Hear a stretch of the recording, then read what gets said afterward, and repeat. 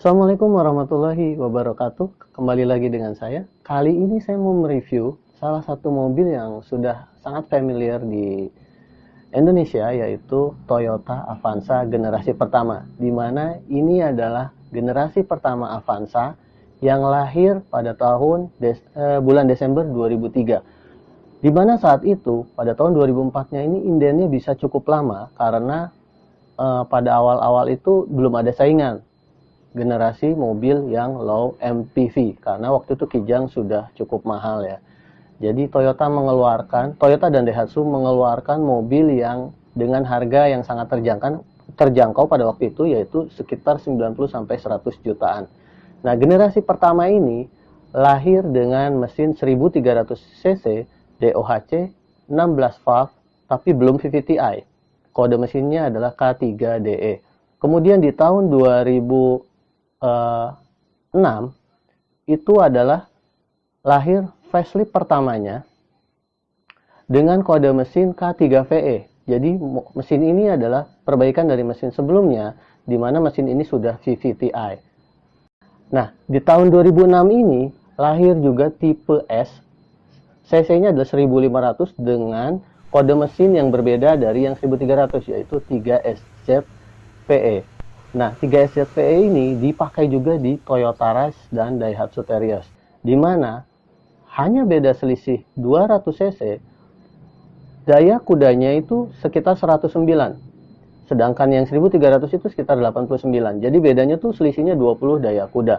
Torsinya juga 141 Nm, torsinya itu berbeda 20 Nm lagi dengan versi yang 1300. Dan mesin Avanza tipe S yang tipe 3SZVE ini digantikan oleh tipe 2NRFE di generasi all new Avanza dan seterusnya, yaitu di Velosnya ya.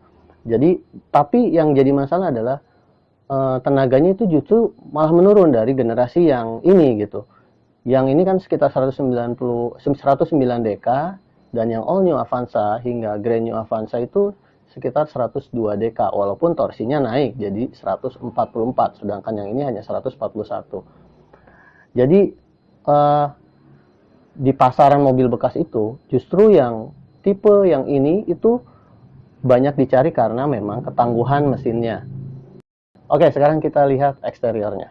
Untuk tipe Avanza S ini, bumper depannya itu berbeda dengan yang G dan E. Menurut saya, tipe Avanza S ini adalah yang paling menarik dan paling manis bentuknya dibanding yang G dan yang E. Karena teman-teman bisa lihat, bumpernya itu lebih gondrong ya.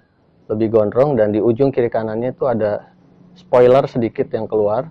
Jadi ini lebih sporty dan lebih gondrong. Kemudian di grillnya ini, teman-teman bisa lihat di sini ada 2 bilah. Sedangkan yang G dan E itu hanya 1 bilah. Kemudian di fog lampnya ini ada outer chrome ya, outer ring chrome.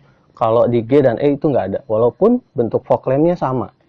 Kemudian yang berbeda lagi adalah di sekeliling bodinya itu ada body kit kiri kanan dan belakang. Jadi itu body kitnya itu mengelilingi seluruh bodinya, sehingga mobil ini jadi terlihat lebih sporty dibanding yang G maupun yang E. Kemudian yang berikutnya yang berbeda lagi adalah dari spionnya. Jadi spion ini bentuknya mirip dengan yang G, hanya bedanya kalau yang G itu dilapis krom dan lampu sennya itu lurus sejajar sampai sini.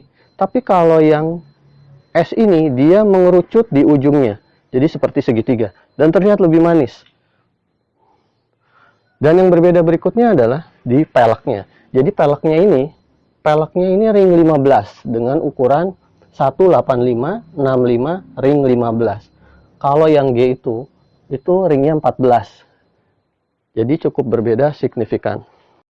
Kalau di belakang ada perbedaan di defogger ya. Di defogger ini tidak ada di tipe G, hanya ada di tipe S.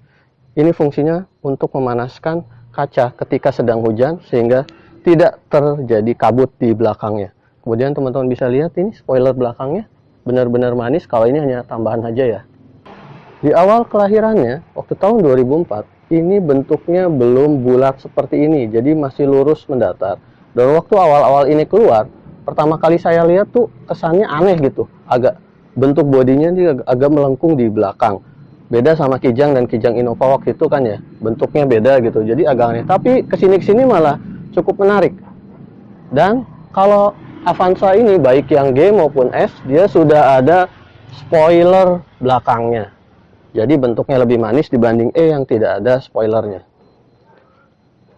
Nah, sekarang kita lihat ke dalam ya. Apa perbedaannya di dalam? Oke, jadi kalau yang S ini, itu ada perbedaan di sisi tweeter. Speakernya 4 depan belakang, dan ada tweeter 2, jadi 4 speaker dan tweeter 2. Dan untuk tipnya dia sudah double DIN. Nah, kebetulan ini sudah diganti dengan Android ya. Sedangkan di G dan E itu masih single DIN. Kemudian di speedometer clusternya itu sebenarnya mirip kalau yang tipenya manual.